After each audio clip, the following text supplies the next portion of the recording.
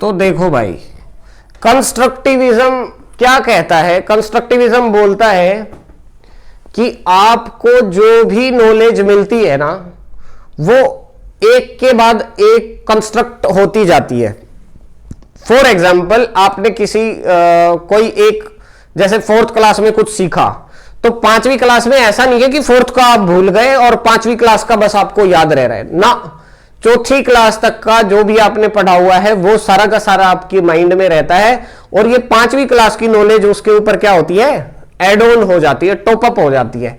ठीक है, तो जैसे आपने 1st क्लास में कुछ सीखा, फिर 2nd में कुछ सीखा, फिर 3rd में कुछ सीखा, फिर 4th में कुछ सीखा, फिर 5th में कुछ सीखा, मतलब आप सीखते हुए चले जाते हो। तो जो आपकी पुरानी नॉलेज है उसके ऊपर क्या होता है? अगली नॉलेज कंस्ट्रक्ट होती जाती है। इस प्रकार से एजुकेशन हम ग्रहण करते हैं। कैसे? स्टेप बाय स्टेप चीजों को एक के बाद एक सीखते जाते हैं, और पुरानी नॉलेज में वो सब क्या होता जाता है? एड ऑन होता हुआ चला जाता है। तो दिस इज कंस्ट्रक्टिविज्म। बात समझ में आई कि लर्नर क्या करता है कि एक्टिवली कंस्ट्रक्ट करता है नॉलेज को। और कंस्ट्रक्टिविज्म के मानने वाले कौन लोग हैं उनको भी याद करने के हम तरीके निकाल लेते हैं भाई। ठीक है, तो कंस्ट्रक्टिविज्म आपको समझ में आया? ओके, तो इसको याद करने का तरीका है कि हमने पिछली बार भी किया था कुछ ना कुछ, तो चलो ये याद रहेगा भाई। कंस्ट्रक्शन के काम में पियाजी बर्न हो जाते हैं, दिन भर काम कर करके धूप धाप में उनका दिमाग हो जाता है एकदम झल्ला जाता है, बर्न हो जाता है। तो बात समझ में आई? ओके, तो पियाजी से मतलब है यहां पर पियाजे, पियाजे, और ये भाई साहब लिखने में तो पियाजेट है, PIAGET।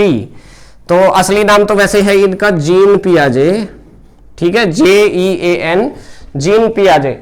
तो पियाजे साहब जो हैं फिलोसोफर हैं, वेस्टर्न फिलोसॉफी वाले हैं, और किसको मानते हैं? कंस्ट्रक्टिविज्म को मानते हैं। और यहां पे बर्न, बर्न का मतलब है यहां पे बर्नर से, और वैसे तो इनको ब्रूनर भी कह सकते हैं या बर्नर भी कह सकते हैं, जो आपका मन हो वैसे कह लेना।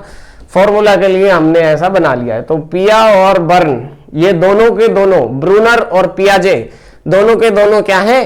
कंस्ट्रक्टिविज्म को मानने वाले लोग हैं। ये कहते हैं कि नॉलेज हमें कैसे मिलती है? एक मिलती है, फिर उसके बाद दूसरी एड ऑन होती जाती है, इस प्रकार से नॉलेज हमें मिलती है। बात समझ में आई?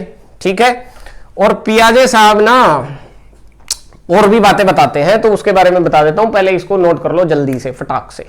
पियाजे कहते हैं, देखो भाई,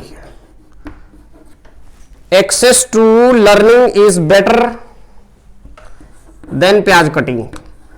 आप लोग एक बात बताओ मुझे कि प्याज काटना आसान है कि पढ़ना वढ़ना आसान है? माने प्याज काटने का मतलब है घर के काम आसान है, कपड़े धोना, बर्तन धोना, पोछा लगाना, झाड़ू लगाना, ये सब चीजें आसान है, या ये पढ़ाई कर लेना, ये लर्निंग आसान है?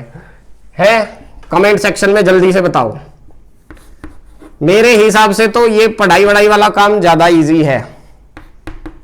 तो access to learning is easier than प्याज कटिंग। बात सही है कि नहीं? ईजियर देन प्याज कटिंग। तो प्याजे साहब ने ये बात बोली, तो याद कैसे रहेगा? प्याजे यहां पे आ गया, प्याज का मतलब है भैया पियाजे ने ये बात बोली है। ठीक है, कि access to learning is better, is easier than प्याज कटिंग। तो ये क्या बोलता है कि एक्सेस, एक्सेस में देखो डबल सी आता है और डबल एस भी आता है, दोनों चीजें आती हैं। तो यहां पे ये ए डबल सी का मतलब है अकोमोडेशन। क्या मतलब है? अकोमोडेशन।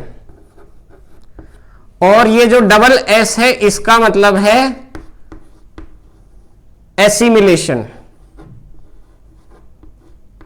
एसिमिलेशन।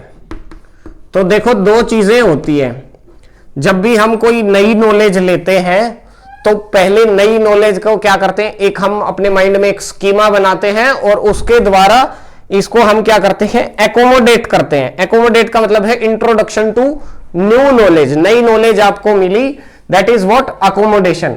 और फिर उस नई नॉलेज को हमने क्या किया, पुरानी नॉलेज के अंदर एड ऑन कर दिया, ठीक है, तो दैट इज व्हाट एसिमिलेशन, यानी कि पुरानी नॉलेज के अंदर ये क्या हो गया, एसिमिलेट हो गया। एसिमिलेट होने का मतलब समझते हैं कि पूरा ग्रहण हो गया, समाहित हो गया, ठीक है।